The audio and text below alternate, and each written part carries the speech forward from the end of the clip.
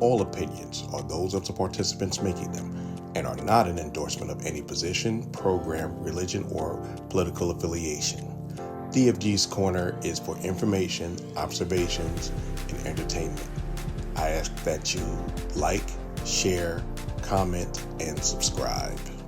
He didn't come to your 60th, and then I started thinking about because I love a party, I love an affair, so I was like, okay, I'm gonna go and then I thought about it. I was like, dang, I have to take off a day from work, or either I'll have to work a half day, to get it all together to walk in and be that person who I am. But I'm just like, then I thought about it. Do I even want to go? Because he didn't make no effort to come to mine. Well, should it be tit? Should it be tit for tat? That's what I'm asking you. You the No, co-host. You the no, you host. gotta, Dr. Fab. What I'm saying is that just because he didn't come to yours, don't mean you don't have to So go to I should be the his. bigger person. Yeah, but sometimes, but here you got it's a body of work, especially over 70, especially over you since in the past has stuff like that happened. Was he always like that, not coming to yours, but you expect to come to his? He's very frugal. I'm not going to call him cheap. So if you had something and it had to go out of the way, or he had to spend a whole lot of money to get to that function, I knew automatically he wasn't going to come because like mine was in Miami. But I did that because I wanted my students to be able to participate in that, which you saw they were there. But his is in Georgia. So I'm in Georgia. So people would say, okay, well, you only have like an hour and a half to drive to get there, either 2 hours, you should go. But still, I'm just saying, should I even make that effort? Because you didn't make an effort to even send a But that card. should that you not make him not making an effort should not affect you making an effort. So Saying what you're that, saying, saying that, you also are a grown ass woman, and if you don't want to go and you feeling some kind of way, don't go because then okay, you're rewarding bad behavior. okay. No, see, my other cousin, he just point blank, I ain't taking no day off for him because it don't mean that much to me. But because I'm like this, I have cousins that's coming from Miami to attend the function. So it's almost like getting a free family reunion on my dad's side if I do go, because I'll get a chance to see some relatives that I want to see, not necessarily going to rah rah roo roo at his celebration, but to see my other cousins that's coming up. That makes sense, and that could be the reason you go. It doesn't. But what I'm saying is that um, you don't have to. You don't because if you don't go and you say you're not going, that might sound petty, but hey, he don't pay your bills, he don't sleep with you, so Here's that true now. That'll he be can incest. cry in his own beer. Go ahead, Madam D. So sometimes I think that and speaking to myself too, sometimes I think that we get caught in our feelings. Like if we're a kind hearted person, sometimes we think that people are going to be kind to us.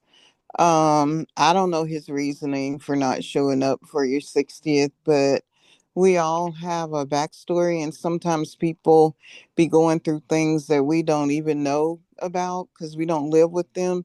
It's almost like if someone pulls out in front of you and cuts you off, you get mad, get road rage. And then for me, I look at it different. If they pull out in front of me, I say, well, they must have really been going through something to pull out in front of a moving car. I think you So give too I many, think Madam D. I think you're sometimes giving we, people too much credit. yeah, well, that's just me. But I think that we just sometimes need to chill.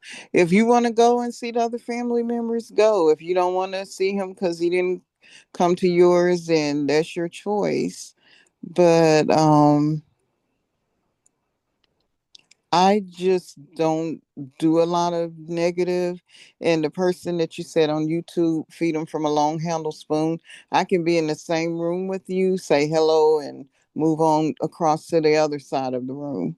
Right. It, it So, it it doesn't cost nothing to be cordial, but I'm yeah. Yeah, but thinking, You can kill them with kindness. Because listen, I'll make a person speak to me if they don't want to speak. Oh, you're looking gorgeous. Oh, good morning. Because I have a couple of those at my school. When I walk through the office, it's like, good morning, Dr. Beck. And I, good morning. How are you? Because I know they really don't like me. So I'm really going to make them, I'm going to make it really, really good. I'm going to make you speak to me because you really don't want to speak to me. Madam D That's petty, knows Doc.